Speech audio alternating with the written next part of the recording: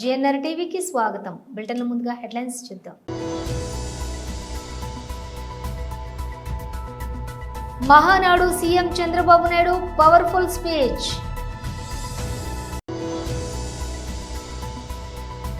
BJP రాష్ట్ర అధికార ప్రతినిధి శ్రీమతి రాణి రుద్రమ మరియు ఇతరులు మీడియాను ఉద్దేశించి ప్రసంగిస్తున్నారు.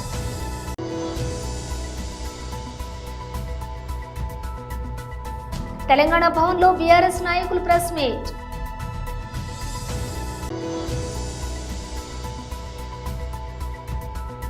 ఎన్టీఆర్ ఘాట్ వద్ద జూనియర్ ఎన్టీఆర్ కళ్యాణ్ రామ్ నివాళి. ఇక డీటెయిల్స్ చూస్తే Mahanadu CM Chandrababu Naidu powerful speech. సభకు నమస్కారం.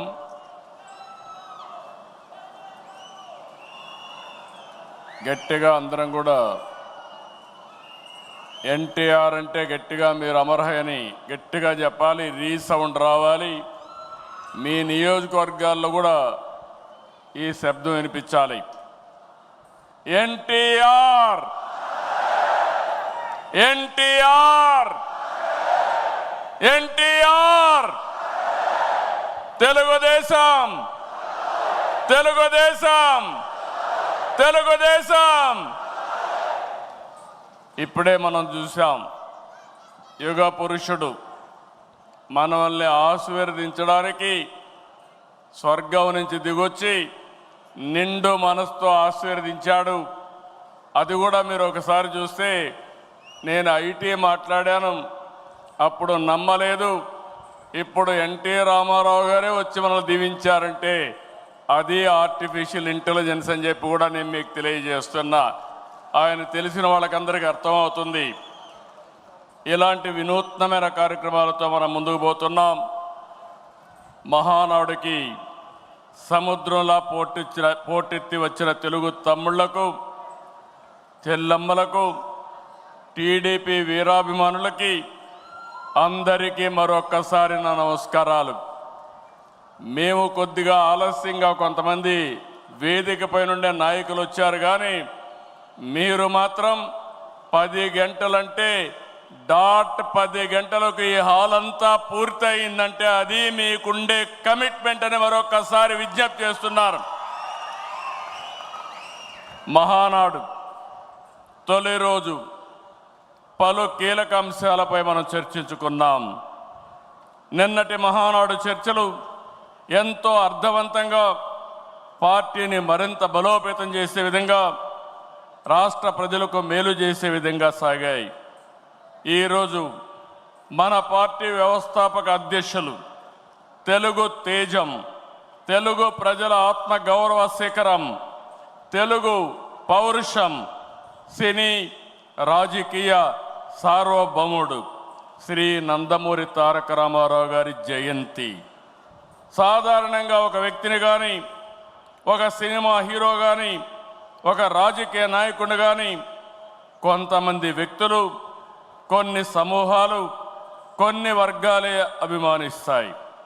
కానీ తెలుగు జాతి మొత్తం అభిమానించి, ఆరాధించే, గుండెల్లో పెట్టుకునే ఏకైక నాయకుడు నందమూరి తారక రామారావు గారు.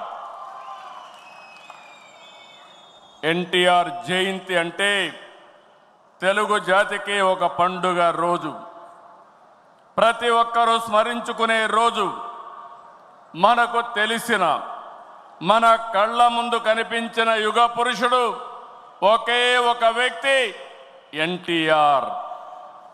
ఒకే వ్యక్తి 2 రంగాల్లో రారాజుగా రాణించడం మనం చరిత్రలో చూడలేదు. ఎన్టీఆర్ జీవితంలో ఎన్నో మలుపులు, మరెన్నో మెరుపులు. బీజేపీ రాష్ట్ర అధికార ప్రతినిధి శ్రీమతి రాణి రుద్రమ మరియు ఇతరులు మీడియాను ఉద్దేశించి ప్రసంగిస్తున్నారు. మీడియా మిత్రులకు నమస్కారం. తెలంగాణ రాష్ట్రంలో 10 సంవత్సరాలు బీఆర్ఎస్ పార్టీ అధికారంలో ఉంటే, ఆ తర్వాత వచ్చినటువంటి కాంగ్రెస్ పార్టీ కూడా బీఆర్ఎస్ పార్టీ అడుగుజాడల్లో పూర్తిగా ప్రభుత్వ శాఖల్ని నిర్వీర్యం చేయడంతో పాటు ప్రభుత్వ యంత్రాంగం కూడా నిర్వీర్యం అయిపోయింది అనడానికి ఇప్పుడు నేను చూపెట్టబోయేటువంటిది ఒక ఉదాహరణ. ఆర్టీఐ యాక్ట్ అనేటువంటిది ఒకటి ఉంటుంది, రైట్ టు ఇన్ఫర్మేషన్ యాక్ట్. దాన్ని తీసుకొచ్చి ఇంట్రడ్యూస్ చేసి ఆ చట్టాన్ని అమల్లోకి తెచ్చి అమలుపరిచి భారతదేశంలో ఆర్టీఐ యాక్ట్ ఉంది అనంటే దానికి కారణం కాంగ్రెస్ పార్టీ. మరి తెలంగాణ రాష్ట్రం ఏమన్నా భారతదేశంలో లేదా, లేకపోతే తెలంగాణ రాష్ట్రంలో వచ్చినటువంటి ఇప్పుడు అధికారంలోకి వచ్చినటువంటి కాంగ్రెస్ పార్టీకి గతంలో వాళ్ళ పార్టీ అధికారంలో ఉన్నప్పుడు తీసుకొచ్చినటువంటి చట్టాల్ని అమలు చేయకూడదు అనేటువంటి ఒక నిబంధన ఏమన్నా పెట్టుకున్నారా? రేవంత్ రెడ్డి గారు సమాధానం చెప్పాలి. దీని పట్ల వారు ఆలోచించాలి. ఎందుకంటున్నా అంటే జనవరి 31వ తారీఖు, ఇది జనవరి 31వ తారీఖు మా పార్టీ తరపున మా ఆర్టీఐ కన్సల్టెంట్ గంజి శ్రీనివాసరావు గారి పేరు పైన భారతీయ జనతా పార్టీ తరపున నేను ఒక 27 ప్రశ్నలకు సంబంధించి, ఇందులో చాలా క్లియర్గా మీకు 3 పేజీల్లో కనిపిస్తాయి, నేను మీడియా మిత్రులకు కూడా ఈ క్వశ్చనైర్ మొత్తం ఇస్తా. 27 ప్రశ్నలకు సంబంధించి ఆర్థిక శాఖకు సంబంధించినటువంటి ఈ 27 ప్రశ్నలని finance department special chief secretary గారి ఆఫీస్కి, అంటే ఫైనాన్స్ డిపార్ట్మెంట్ పబ్లిక్ ఇన్ఫర్మేషన్ ఆఫీసర్కి ఆర్టీఐ యాక్ట్ ద్వారా ఈ 27 ప్రశ్నలకు సంబంధించినటువంటి ఈ అప్లికేషన్ను మేము పెట్టడం జరిగింది. మాకు ఈ 27 ప్రశ్నలకు సమాధానం కావాలి అని మేము మార్చి 31వ తారీఖు నాడు అడిగినాం. అడిగితే ఒక నెల రోజుల దాకా ఏం రెస్పాన్స్ రాలే మాకు. రాకపోతే మళ్ళా 12 మార్చ్, నెల 13 రోజులు వెయిట్ చేసి మార్చి 12వ తారీఖు నాడు ఫస్ట్ అప్పీల్కి వెళ్ళినాం. ఇది ఫస్ట్ అప్పీల్కు వెళ్ళినటువంటి కాపీ. ఫస్ట్ అప్పీల్కు వెళ్ళి, అయ్యా మేము ఒక 27 ప్రశ్నలతో సంబంధించినటువంటి ఒక ప్రశ్నావళిని మీ ఆర్థిక శాఖకు మేము పంపించినాం, మాకు సదరు ప్రశ్నలకు జవాబులు కావాలి, సమాచార హక్కు చట్టం ద్వారా మాకు ఆ ప్రశ్నలకు జవాబు పొందేటటువంటి అర్హత ఉన్నది, హక్కు ఉన్నది, దయచేసి మాకు ఆ జవాబులు ఇవ్వండి. తెలంగాణ భవన్లో బీఆర్ఎస్ నాయకులు ప్రెస్ మీట్. ఏం పద్ధతి? ఇవాళ నువ్వు ముఖ్యమంత్రి అయిన తర్వాత ఏమైనా వెలుగబెట్టినవా ఈ రాష్ట్రానికి? ఇవాళ కేసీఆర్ గారి ఆనవాళ్ళు గతంలో కాంగ్రెస్ ప్రభుత్వం ఉన్నప్పుడు ఉమ్మడి రాష్ట్రంలో తెలంగాణలో 283 గురుకులాలు ఉంటే ఇవాళ 1200 గురుకులాలు చేసిన చరిత్ర ఇవాళ కేసీఆర్ గారిది. అలాంటి కేసీఆర్ గారు ఏర్పాటు చేసిన గురుకులాలను ఇవాళ ఆనవాళ్ళు లేకుండా చేస్తా అని చెప్పి ఇవాళ మొత్తం ఇవాళ గురుకుల పాఠశాలను ఇవాళ మూసేసే దిశగా ఇవాళ ఈ రాష్ట్ర ప్రభుత్వం ఇవాళ అడుగులు వేస్తున్నట్టు చాలా స్పష్టంగా అర్థమైపోయింది.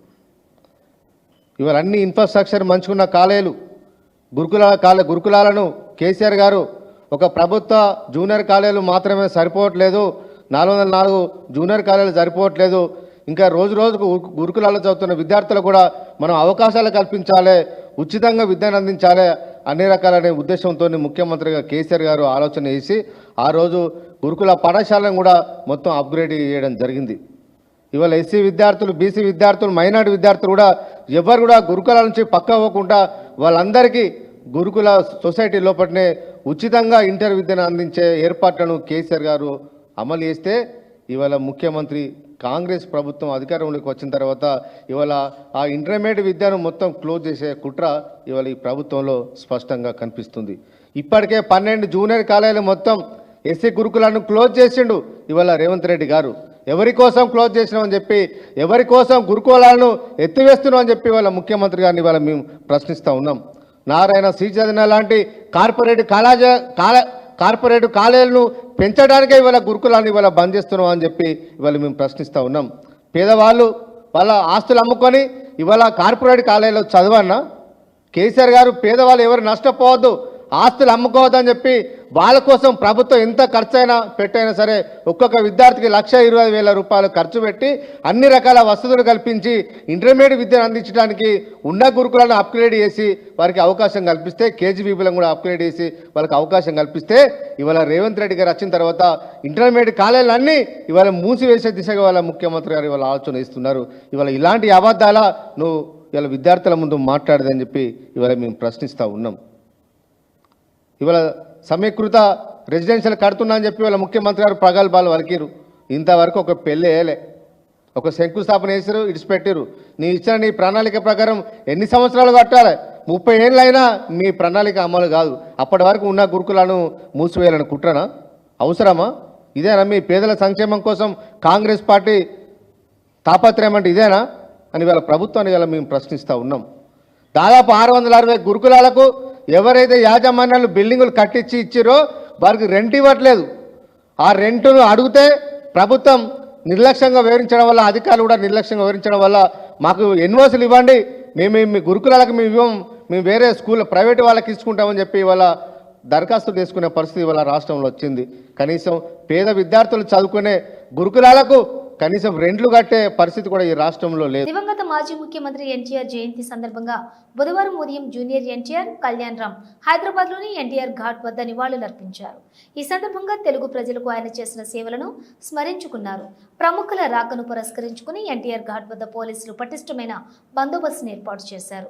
ప్రతి సంవత్సరం ఎన్టీఆర్ జయంతి సందర్భంగా జూనియర్ ఎన్టీఆర్ కళ్యాణ్ రామ్ ముందుగా ఎన్టీఆర్ ఘాట్ ను సందర్శించి నివాళులర్పిస్తారు. అనంతరం నందమూరి బాలకృష్ణతో పాటు ఇతర కుటుంబ సభ్యులు, సినీ ప్రముఖులు, వివిధ రాజకీయ పార్టీల నేతలు, ప్రముఖులు అక్కడికి చేరుకుని నివాళులర్పిస్తారు. మా ప్రభుత్వం వచ్చిన మొదటి సంవత్సరంలోనే 59,000 ఉద్యోగాలు ఇచ్చాము. దేశంలో మొదటి సంవత్సరంలో 59,000 ఉద్యోగాలు ఇచ్చిన ముఖ్యమంత్రిని చూపిస్తే నేను భట్టి విక్రమార్క ఏ శిక్షకైనా సిద్ధమని సీఎం రేవంత్ రెడ్డి అన్నారు. ప్రభుత్వం వచ్చిన మొదటి సంవత్సరంలో ఆన్ రికార్డ్ నేను ఛాలెంజ్ చేస్తున్న ఈ దేశంలో ఏ రాష్ట్ర ముఖ్యమంత్రినైనా, ఏ ప్రభుత్వమైనా, ఏ పాలకులైనా ఒక్క సంవత్సరంలో 59,000 ప్రభుత్వ ఉద్యోగాలు ఇచ్చిన ఎవరైనా ముఖ్యమంత్రి రాష్ట్ర ప్రభుత్వం ఉంటే వాళ్ళు విధించే ఏ శిక్షకైనా నేను, మా ఉప ముఖ్యమంత్రి గారు సిద్ధంగా ఉన్నాము. మా ప్రభుత్వం, మా మంత్రివర్గం మొదటి సంవత్సరంలో 59,000 ప్రభుత్వ ఉద్యోగ నియామక పత్రాలు ఏ ఎల్బీ స్టేడియంలో మేము మంత్రులుగా, ముఖ్యమంత్రిగా ప్రమాణ స్వీకారం చేసినామో అదే ఎల్బీ స్టేడియంలో వాళ్ళందరినీ పిలిపించి నియామక పత్రాలు వాళ్ళ చేతులకు అందించినప్పుడు ఆ పేదవాళ్ళ తల్లిదండ్రుల కళ్ళల్లో చూసిన ఆనందం జీవితకాలం గుర్తుంటుంది. ఎందుకంటే వాళ్ళ పిల్లలు ప్రయోజకులైనప్పుడు ఆ తల్లిదండ్రుల కళ్ళల్లో కనిపించే ఆనందం ఒక గొప్ప అనుభూతి. అది మాటలకు అందదు, మాటలు చెప్పినా సరిపోవు. నట సార్వభౌముడు ఆంధ్ర రాష్ట్ర ప్రజల అన్న నందమూరి తారక రామారావుల 102వ పుట్టినరోజు వేడుకలను గోకవరం దేవీ చౌక్ సెంటర్లో ఉన్న అన్న ఎన్టీఆర్ విగ్రహానికి పూలమాలలు వేసి నివాళులర్పించారు. జగ్గంపేట నియోజకవర్గం శాసనసభ్యులు జ్యోతుల నెహ్రూ ఆదేశాల మేరకు గోకవరం మండలం టీడీపీ పార్టీ నాయకులు, కార్యకర్తలు ఎన్టీఆర్ పుట్టినరోజు వేడుకలు ఘనంగా జరుపుకున్నారు. అనంతరం కేక్ కట్ చేసి నాయకులు, కార్యకర్తలు, అభిమానులు శుభాకాంక్షలు తెలుపుకుంటూ ఒకరికి ఒకరు తెలిపించుకున్నారు. ఈ సందర్భంగా తెలుగుదేశం పార్టీ నాయకులు మాట్లాడుతూ రాజకీయం అంటే ఏంటి అనేది ఎన్టీ రామారావు ముఖ్యమంత్రిగా గెలుపొందినప్పటి నుండి ప్రజలకు పార్టీ అంటే ఏంటి, నాయకులంటే ఏంటి అనే విషయాలు తెలుసుకున్నారని వెల్లడించారు. నిరుపేదలను ఉద్దేశించి ఆనాటి రోజుల్లో ఎన్నో సంక్షేమ పథకాలు అమలు చేసిన ఘనత అన్న రామారావుకి దక్కిందని టీడీపీ నాయకులు అన్నారు.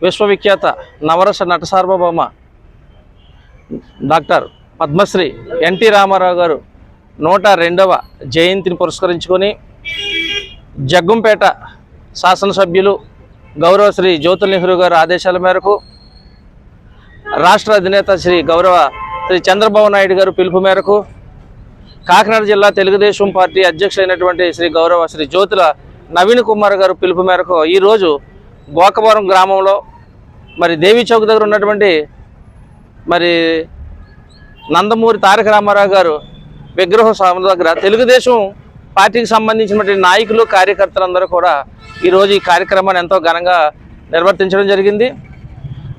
ఒకప్పుడు రాష్ట్రం ఉమ్మడి ఆంధ్రప్రదేశ్లో ఉన్నప్పుడు అధోగతి పాలలో ఉండి తెలంగాణ సాంస్కృతిక చరిత్రలో సూరవరం ప్రతాప్ రెడ్డి ఒక అధ్యాయమని మహబూబ్నగర్ ఎమ్మెల్యే ఎన్ఎం శ్రీనివాస్ రెడ్డి అన్నారు. సూరవరం ప్రతాప్ రెడ్డి జయంతి సందర్భంగా మహబూబ్నగర్ పట్టణ కేంద్రంలోని పద్మావతి కాలనీ గ్రీన్ బెల్ట్ లో గల సూరవరం ప్రతాప్ రెడ్డి విగ్రహానికి పూలమాలలు వేసి ఘనంగా నివాళులర్పించారు. అనంతరం ఆయన మాట్లాడుతూ తెలంగాణలో కవులే లేరనే నింద వ్యాఖ్యలను సవాలుగా తీసుకుని 354 కవులతో కూడిన గోల్కొండ కవుల సంచుక గ్రంథాన్ని కవుల జీవిత విశేషాలతో సహా ప్రచురించి గ్రంథ రూపంలోని సమాధానమిచ్చిన వైతాళికుడు సూరవరం ప్రతాప్ రెడ్డి అని ఆయన చెప్పారు. తెలంగాణ రాజకీయ సాంఘిక చైతన్యం అంటే వెంటనే గుర్తుకు వచ్చే పేరు సూరవరం ప్రతాప్ రెడ్డి అని అన్నారు. పత్రికా సంపాదకుడిగా, రచయితగా, ప్రేరకుడిగా, క్రియాశీల ఉద్యమకారుడిగా, బహుముఖశాలుగా సాగినటువంటి ప్రతాప్ రెడ్డి ప్రతిభ, కృషి అనన్యమైనవి అని ఆయన తెలిపారు. స్థానిక చరిత్రల గురించి, స్థానిక ప్రజల కడగంట్ల గురించి సూరవరం ప్రతాప్ రెడ్డి పడిన నిరంతర తపనకు ప్రతి అక్షరం ప్రత్యక్ష సాక్ష్యమని ఆయన చెప్పారు. సూరవరం ప్రతాప్ రెడ్డి తెలుగు, ఉర్దూ, హిందీ, సంస్కృతం, ఫార్సీ, ఆంగ్ల భాషల్లో నిష్ఠాతులు అని ఆయన చెప్పారు. గోల్కొండ పత్రిక, దానికి అనుబంధంగా భారతీయ సాహిత్య పత్రిక, ప్రజావాణి పత్రికలను స్థాపించి సంపాదకుడిగా, పత్రికా రచయితగా ప్రసిద్ధి చెందారని, నిజం నిరంకుశ పాలనలో తెలుగు వారి అణచివేతను వ్యతిరేకిస్తూ సూరవరం ప్రజలను చైతన్యవంతం చేసేందుకు తెలుగు భాష సంస్కృతుల నివాసానికి, వికాసానికి ఎనలేని కృషి చేశారని కొనియాడారు. వనపర్తి శాసనసభ్యులుగా ఎన్నికై పూర్తిగా తన జీవితాన్ని ప్రజాసేవ కోసం అంకితం చేశారని ఆయన తెలిపారు. వీరు సాహిత్యానికి చేసిన సేవలకు గాను కేంద్ర సాహిత్య అకాడమీ అవార్డు ఇవ్వగా, తెలంగాణ రాష్ట్రంలో ప్రభుత్వం అధికారంలోకి రాగానే తెలుగు విశ్వవిద్యాలయానికి సూరవరం ప్రతాప్ రెడ్డి పేరును పెట్టి వారికి సముచిత స్థానం ఇచ్చామని ఆయన గుర్తు చేశారు.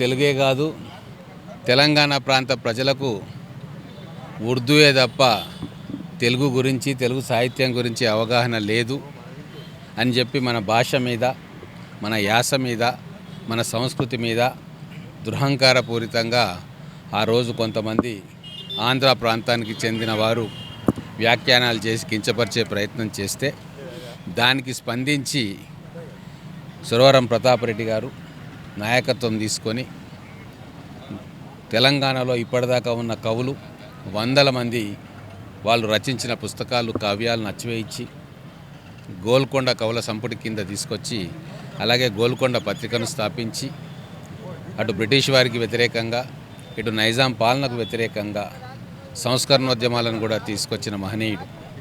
ఈరోజు తెలుగు భాష ఔన్నత్యాన్ని చాటి చెప్పిన వ్యక్తి. తెలంగాణలో కూడా తెలుగు అన్నిటికంటే మొదలు ఇక్కడ ఈ ప్రాంతంలోనే తెలుగు భాష మాట్లాడబడ్డది, ఇక్కడనే శాసనాలు లిఖింపబడ్డాయి. తెలుగు భాష అభివృద్ధి చెందింది కూడా ఇక్కడ కవుల రచనలతోటే అని చెప్పి నిర్ద్వందంగా ప్రపంచానికి చాటి చెప్పిన మహనీయుడు. అలాగే నైజాం వ్యతిరేక పోరాటంలో కూడా ఎంతోమంది విద్యార్థికులను ప్రేరేపించి ఒక భావజాలానికి ఎంతో గొప్ప కృషి చేసిన మహనీయుడు. పేద విద్యార్థులు చదువుకోవడానికి కట్టిన రాజా బహదూర్ వెంకట్రామరెడ్డి గారు కట్టిన హాస్టల్కు కూడా దాన్ని పర్యవేక్షించి 10 సంవత్సరాలు సెక్రటరీగా ఉండి కొన్ని వేల మంది పిల్లలు అక్కడ అకామిడేషన్ విశ్వ హిందూ పరిషత్ మాతృశక్తి దుర్గా వాహిని ఆధ్వర్యంలో పాకిస్తాన్ ప్రేరేపిత ఉగ్రవాదులపై భారత ప్రభుత్వం నిర్వహించిన ఆపరేషన్ సింధూర్ కార్యక్రమాన్ని విజయవంతం చేసిన సందర్భంగా గోదావరి ఖనిలోని విశ్వ హిందూ పరిషత్ మహిళా విభాగం ఆధ్వర్యంలో తిరంగా యాత్ర కార్యక్రమం నిర్వహించారు. ఈ కార్యక్రమంలో విశ్వ హిందూ పరిషత్ నగర కార్యదర్శి మేడగోని రవీందర్, సూర్యదేవర జ్యోతి, మాతృశక్తి నగర సంయోజిక భవానీ, దుర్గా వాహిని, కోట తిరుమల, విశ్వసీత శివ ట్రస్ట్ ఆర్ఎల్లి మమత, దీప్తి, ఇందిర, ప్రమీల, మల్లేశ్వరి, వర్షిత, భాగ్యలక్ష్మి మహిళా కార్యకర్తలు పాల్గొన్నారు. భారత్ మాతా కీ జై. మన ఆపరేషన్ సింధూర్ సక్సెస్ అయిన శుభ తరుణంలో మన గోదావరి మహిళా నారీ శక్తి మొత్తం కలిసి చేద్దామని చేస్తున్నాము ఈరోజు ర్యాలీ తిరంగ జెండాతో. కాబట్టి ఇవాళ జరిగిన ఈ చిన్న డిస్టర్బెన్స్ వర్షం వల్ల ఎక్కువ మంది పాల్గొనలేకపోయారు. కానీ అయినా కూడా వర్షంలో కూడా చాలామంది వచ్చి పాల్గొనడం, ఈ ప్రోగ్రామ్ సక్సెస్ చేయడం చాలా అందరికీ ఆనందదాయకం. సింధూర్ ప్రోగ్రామ్తో ఇప్పుడు మేము ఈ మన గోదావరి చౌరస్తాలో ర్యాలీ తీస్తున్నాము. ఇలాగే మన దేశం జోలికి ఏ ఏ ఏ దేశాలు వచ్చినా కూడా వారి నడుం బిగించి మా నారీ శక్తి చాలు అని చూపడానికి మేమంతా ఏకమై ఈరోజు మన గోదావరి చౌరస్తాలో తీస్తున్నాము ఈ ర్యాలీ. ఇప్పుడు మిగతా దేశాలకు కూడా ఖబర్దారుగా చెప్పేది ఏంటంటే, భారతదేశానికి జోలికి వస్తే మాత్రం ఒక్కొక్కరి తాట తీస్తామని అందరి ముందర విన్నవించుకుంటున్నాం. బ్రిటన్ ముగించే ముందు హెడ్లైన్స్ మరోసారి.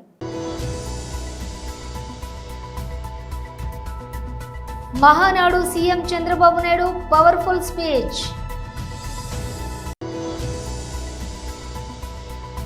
బీజేపీ రాష్ట్ర అధికార ప్రతినిధి శ్రీమతి రాణి రుద్రమ మరియు ఇతరులు మీడియాను ఉద్దేశించి ప్రసంగిస్తున్నారు.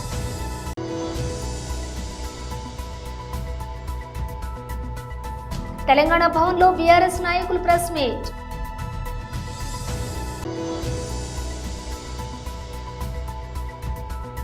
ఎన్టీఆర్ ఘాట్ వద్ద జూనియర్ ఎన్టీఆర్ కళ్యాణ్ రామ్ నివాళి. ఇవి బులెటిన్ విశేషాలు. మరో బులెటిన్తో మళ్ళీ కలుద్దాం.